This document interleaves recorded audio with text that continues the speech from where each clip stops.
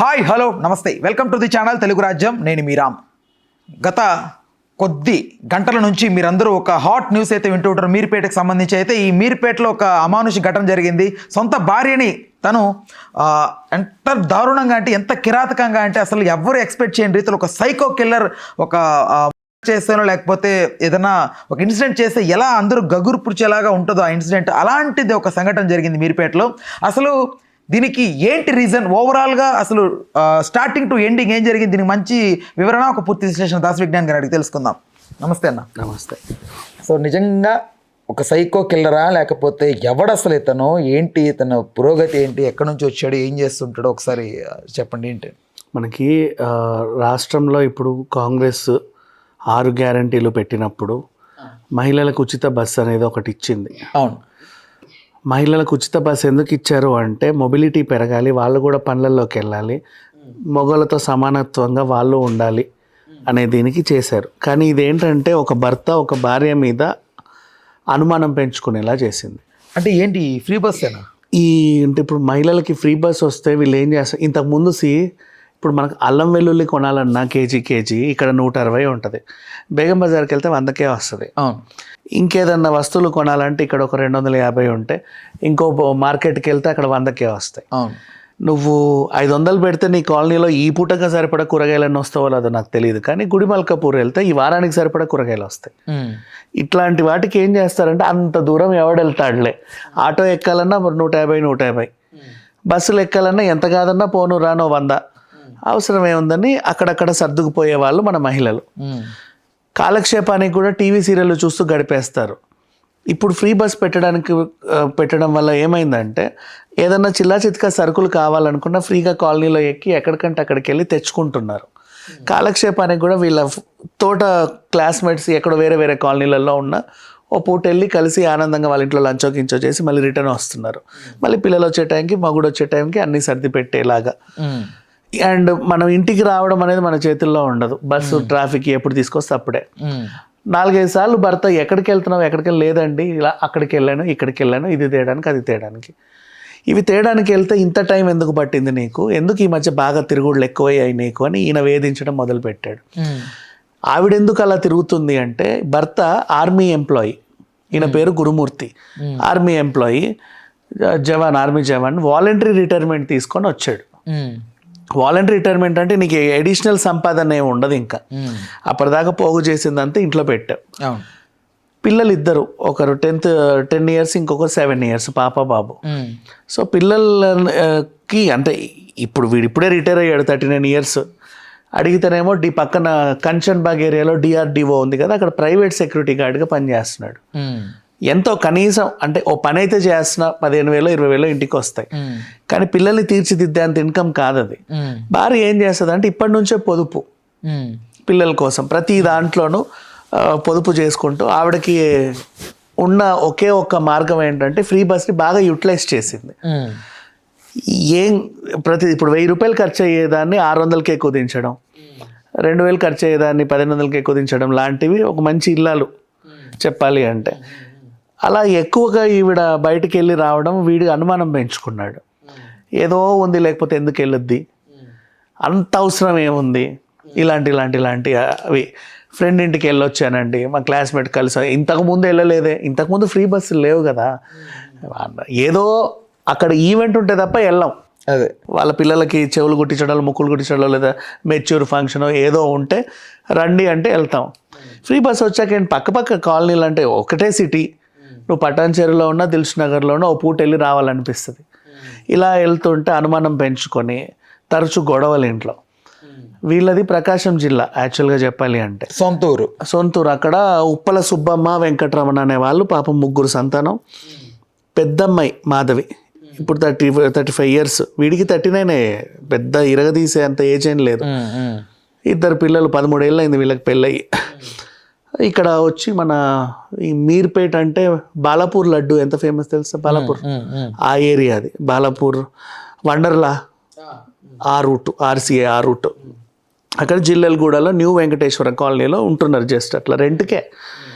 వీడి జాబ్ కూడా అక్కడే అదేంటది కర్మన్ ఘాట్ ఆ ఏరియా చంపాపేట రూట్లో వెళ్తే డైరెక్ట్ డిఆర్డిఓ వచ్చేస్తుంది ఓవైసీ హాస్పిటల్ దగ్గర. అక్కడ ప్రైవేట్, ఆల్రెడీ వీడు ఆర్మీ జవాన్ కాబట్టి ఆ డిఆర్డిఓ కూడా డిఫెన్స్కి సంబంధించిందే కాబట్టి అక్కడ వీడికి ఏదో ఈజీగా జాబ్ వచ్చేసింది.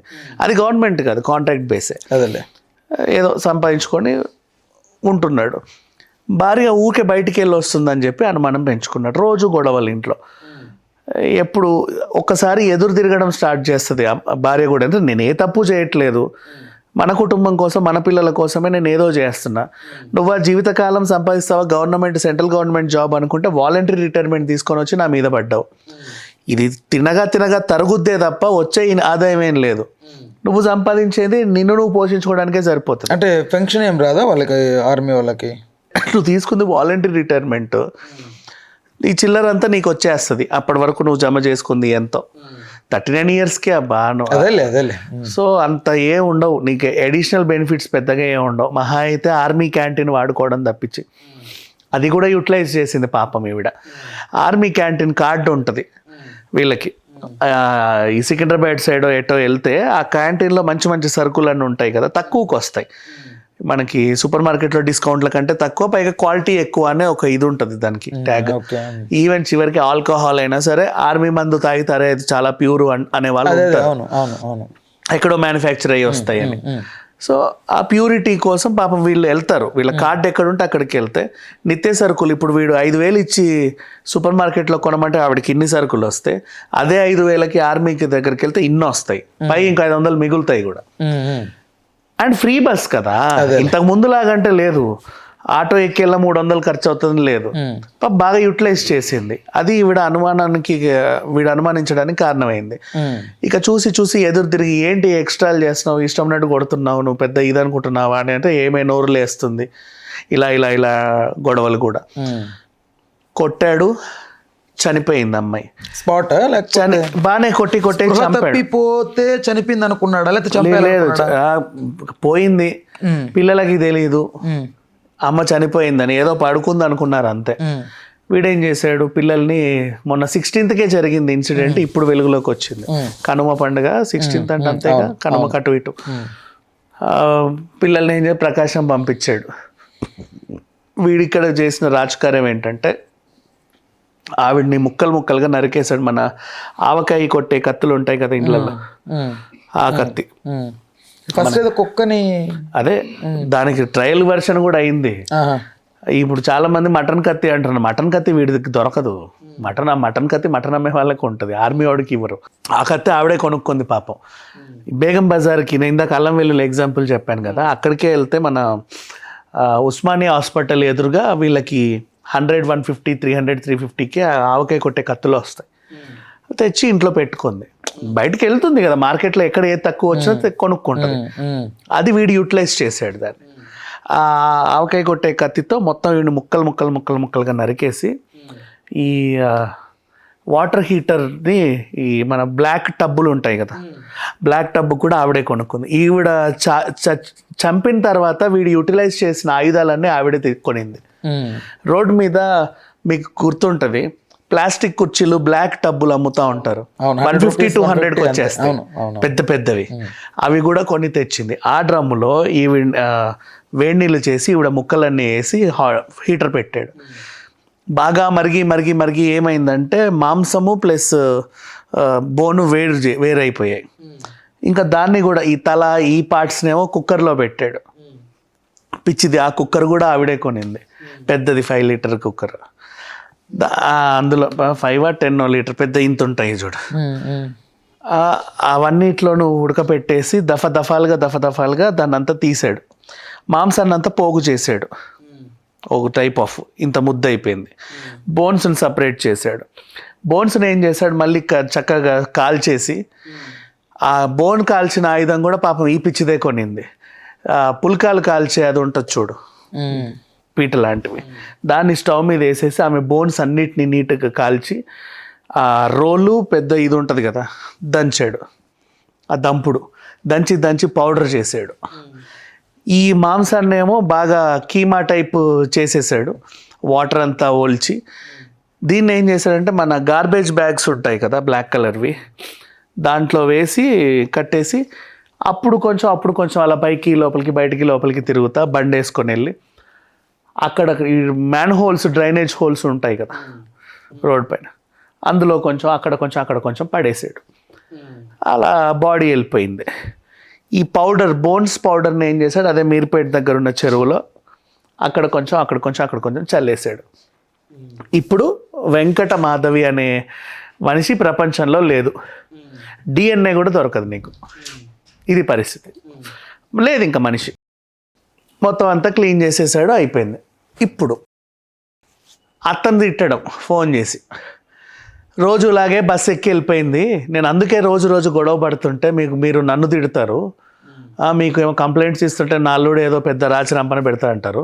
మరి ఇప్పుడు కూడా అదే బస్సు ఎక్కి వెళ్ళింది, ఇప్పటివరకు రాలేదు, 3 రోజులు అయింది ఇంట్లో నుంచి వెళ్ళి, ఏం మాట్లాడతావు చెప్పు, అది ఎవడుతున్నా లేచిపోయింది, ఇదేనా మీ పెంపకం, మీరు ఇదా అని చెప్పి ఇటు ఉల్టా. అసలు అంటే వీడు మెయిన్ నేర చరిత్ర లేకపోయినా పర్ఫెక్ట్ ప్లాన్ చేసిన నేరస్తుడే కాకుండా టాలెంటెడ్ యాక్టర్ కూడా, అదేలేండి, అంత నీట్గా ఆర్టిస్టు.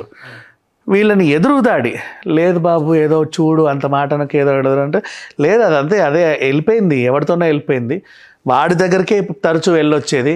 నేను ఒక దెబ్బేస్తే మీరు నన్ను అంటారు, ఊకే ఎందుకు కొడతావు, ఎదిగే పిల్లలు ఉన్నప్పుడు మీరు ఇలా గొడవ పడడం తప్పు, మా అమ్మాయిని ఎందుకు కొడుతామని మీరు అంటున్నారు. కానీ అది చేసే పనులు నేను చెప్తే ఒక్కరోజైనా నమ్మారా మీరు అని వీళ్ళని. ఎంత కాదన్నా తల్లిదండ్రులు కదా, బయటికి వెళ్ళిన అమ్మాయి రాకపోతే లేచిపోయిందనే ఎలా అంటావు నువ్వు? ప్రమాదవశాత్తు ఎక్కడైనా పడిపోయి ఉండొచ్చు, ఇంకేమైనా అవ్వచ్చు, ఏదైనా గుద్దిందో లేకపోతే ఇంకేమైనా అయ్యిందో, ఎందులోనో పడిపోయిందో, అలా కూడా ఉంటుంది కదా. సో ఎందుకైనా మంచిది బాబు ఒకసారి పోలీస్ కంప్లైంట్ ఇద్దాం అంటే, మీరు రండి మీ సంగతి తెలుస్తారు రండి అని చెప్పేసి వాళ్ళ పాపం వచ్చారు హుటాహుటిన. మీర్పేట్ పోలీస్ స్టేషన్కి వెళ్ళి కంప్లైంట్. ఈయన కూడా వెళ్ళాడంట కదా. వెళ్ళాడు. వీడు ఏంటంటే అక్కడ కూడా కంప్లైంట్ ఇచ్చే దగ్గర కూడా, లేదు సార్ లేచిపోయింది సార్, అది అట్లాంటిదే సార్ ఇట్లాంటిది సార్ అంటే, బాబు అమ్మాయి లేదు కదా కొంచెం తట్టుకొని పోలీసు వాళ్ళు కూడా అంటే వీడిని యాక్టింగ్ చూసి నమ్మేశారు. ఇప్పుడు పోలీసుల కంటే ఎక్కువగా ఆర్మీ వాళ్ళు కాదా, వాళ్ళ తెలివితేటల్లో పోలీసే end of the day. Point ఇక్కడ మరి ఇంత ఇదిగా ఎలా మేనేజ్ చేశాడో తెలియదు. అంటే అందరూ అలా ఉండరు, ఒక్కొక్కరిది ఒక్కొక్క టాలెంట్. ఏమో అసలు ఆ టాలెంట్కి అయితే ఫిదా. ఏముంది, ఫోన్ చేసిన వెంటనే ఎప్పుడు నుంచి చెప్పాలని ఒక ఏడు చేస్తే అవతల ఎలా ఉంటుంది వాళ్ళకి, అరే పాపం ఎంత ఫీల్ అవుతున్నాడు రా నా అల్లుడు అనే ఫీలింగ్ ఉంటుంది. సో అట్లా ఓకే, ఎంత చేసి కవర్ చేసినా ఈరోజు దొరికాడు. బట్ పోలీసులకి ఎక్కడ అనుమానం వచ్చింది, ఎలా దొరికాడు? సరే చుట్టుపక్కల వాళ్ళని అడుగుదాం ఏంటా పరిస్థితి అని అడిగితే, చుట్టుపక్కల వాళ్ళు ఎప్పుడు వీళ్ళ ఇంట్లో పెద్ద గొడవలండి, అరుపులు కేకలే వినిపిస్తూ ఉంటాయి, ఆమె పిల్ల ఏడుస్తూ ఉంటుంది, ఏడుపులు పెడబొబ్బాలే మేము వింటున్నాము, వాళ్ళ ఇంటికి వెళ్ళడానికి కూడా మాకు చిరాకని వాళ్ళు. సీసీటీవీ చూస్తే 16వ తేదీన ఆవిడ బయటికి వెళ్ళిన దాఖలాలే లేవు. చూస్తే దఫాలుగా ఈడు నల్ల కవర్లు పట్టుకొని వెళ్ళడం రావడం. అదేంటి, ఇప్పుడు అపార్ట్మెంట్లోనో లేకపోతే ఇండిపెండెంట్ హౌస్లోనో ఉంటే నీకు తడి చెత్త పొడి చెత్తకి GHMC వాడు ఆల్రెడీ 2 డబ్బాలు ఇచ్చాడు, అది వాడే తీసుకెళ్తాడు వేస్తాడు. నువ్వు అపార్ట్మెంట్లో చచ్చినా కింద ఒక డ్రమ్ ఉంటుంది, అందులో పడేస్తావు. అంత విచిత్రమైన చెత్త, అసలు ప్రపంచంలో నీకు చెత్తకే వాల్యూ ఉన్నట్టుగా నువ్వు దాన్ని పట్టుకొని ఎక్కడికో వెళ్ళి పడేయడం ఎందుకు? ఏరా చెప్పు అని అడిగితే పొంతలేని సమాధానాలు చెబితే అప్పుడు వాళ్ళ పద్ధతుల్లో వాళ్ళు తీసుకొస్తే అసలు జరిగిన విషయం అంతా చెప్పాడు. ఇదండి చేశాను. ఇప్పుడు అసలు సవాల్ ఏంటంటే, వీడు కోర్టులో గెలుస్తాడు రేపు రోజు. ఏమని? వెంటనే బెయిల్ వచ్చేస్తాడు బయటికి. ఎట్లా? ప్రూఫ్ లేదు, పోలీసులు తలబట్టుకుంటున్నారు. ఇప్పుడు ఆవిడకు సంబంధించి ఒక మాంసం ముద్ద దొరికినా ఈ DNA టెస్ట్ చేసి ఇది పలానా మాధవి అండి వీడు చంపాడని చెప్పి వీడికి శిక్ష వేయొచ్చు. పోలీసులకి వీడు నేరస్తుడు అని చెప్పడానికి ఆధారాలు లేవు. వాడు ఒప్పుకున్నాడు కరెక్టే, రేపు రోజు కోర్టులో ఏంటంటే పోలీసులు బలవంతం చేత నన్ను ఒప్పించారండి అంటాడు. అవును. అండ్ వాడి తరఫున వాదించే లాయర్ అసలు ఆధారాలే లేవండి వీడు చేసినట్టుగా, కావాలంటే చూడండి అంటాడు.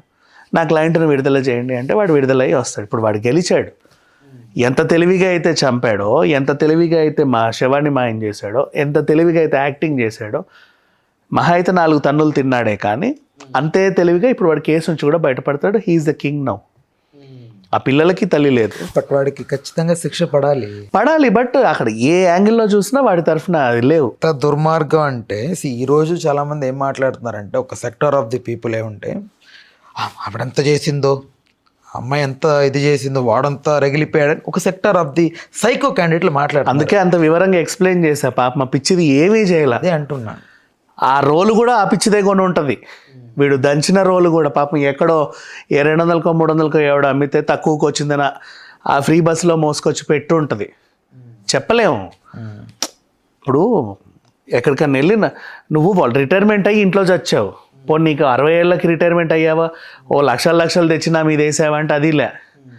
ఇప్పుడు అంటే పిల్లల పెళ్ళిళ్ళు చేసి ఊరు చివర 2 ఇల్లులు కొని రెంట్లకి ఇచ్చుకొని నువ్వు రిటైర్ అయ్యావా? కాదు. ఎదిగే పిల్లలు ఇంత ఉన్నప్పుడు నీకు ఏదో నచ్చగాయనం చేయలేని ఈ పని అని చెప్పి వాలంటరీగా వచ్చి ఇంటి మీద పడ్డావు. ఇప్పుడు పిల్లల్ని పెంచే బాధ్యత అంతా తల్లి తీసుకుంది. నువ్వేదో సంపాదిస్తున్నావు, అది నీ తాగుడుగుడికే సరిపోద్ది, ఇంటికి వేస్ట్. సో నువ్వు ఆల్రెడీ ఇచ్చిన దాన్నే సక్రమంగా ఖర్చు పెట్టుకుంటూ రావాలి. ఒక దశ పిల్లలు ఎదిగే దశకు వచ్చిన తర్వాత వాళ్ళు సంపాదించేంత వరకు ఈవిడ ఖర్చులన్నీ నీట్గా పెట్టుకోవాలి.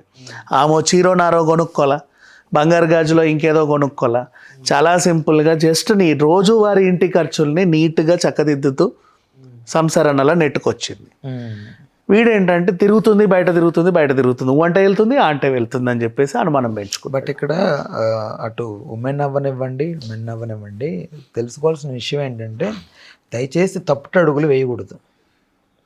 తప్పుడు అడుగులు వేసి అనవసరంగా ఇలాంటి రిస్క్లు కొంతమంది ఇలా మాట్లాడుతున్నారు, కొంతమంది ఇలా మాట్లాడుతున్నారు. అయ్యో పాపమని ఎత్తండి కొంతమంది అంటే, అయ్యో పాపమని కొంతమంది ఆవిడ అంటే అయ్యో పాపం అనడానికైనా సరే పోలీసుల దగ్గర ఫస్ట్ ఏం చేస్తారంటే ఫోన్ తీసుకొని చాటింగ్లు కాల్స్ చూస్తారు. అవును, పాపం ఇవిడ ఏ మొగాడితో మాట్లాడిన దాఖలాలు లేవు, అసభ్యంగా చాటింగ్ చేసిన ఇది లేదు, చరిత్ర లేదు. అక్కడిక్కడ ఫ్రెండ్స్తోనే మాట్లాడుతుంది, నీట్గా ఇంటి కోసమే బయటికి వెళ్తుంది, మళ్ళీ ఇంటికే ఏదో తీసుకొస్తుంది. రైట్, ఓకే అన్న, right, thanks for the time, thanks for information. Please do subscribe to Telugu Rajyam channel. Please do subscribe to Telugu Rajyam channel. Please do subscribe to Telugu Rajyam channel. Hi అండి, నేను మీ ఆర్పీని, నెల్లూరు పెద్దారెడ్డి చేపల పులుసు ఓనర్ని. మీరు తెలుగు రాజ్యం అనే ఈ యూట్యూబ్ ఛానల్ సబ్స్క్రైబ్ చేసుకుని మంచి వీడియోలతో వస్తారు. Thank you so much. Hi people, I'm Sonakshi Verma and you please watch Telugu Rajyam and please subscribe to the channel.